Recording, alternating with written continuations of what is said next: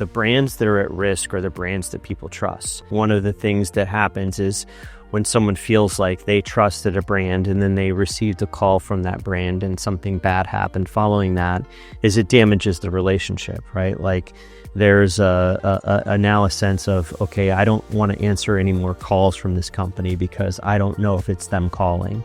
When there's a lack of trust in the brand, then the brand can't do their job. So TransUnion has been in the call authentication business since around 2019 or 2020, when we were one of the first companies to help carriers launch the Stir-Shaken protocol, which is call authentication.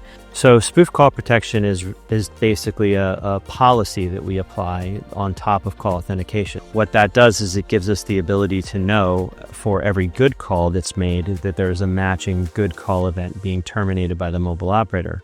Anytime we don't have a one-to-one match between a call dialed by an enterprise and a call received by a mobile operator, we give the mobile operator instructions that they should block that call. The key benefit of Spoofed Call Protection is really that it blocks the calls silently before they get to the consumer. The phone doesn't ring, there's no voicemail, there's really no hook for the fraudster to generate a call back from the consumer that then results in an account takeover or identity theft or any of the bad things that can happen when legitimate enterprises get impersonated. Financial institutions are particularly vulnerable to spoofed calls because they ultimately hold the deposits for consumers. But everybody is vulnerable to spoofed calls. Every enterprise is vulnerable.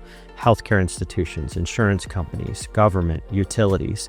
Every vertical has their own set of challenges that happen when somebody impersonates them.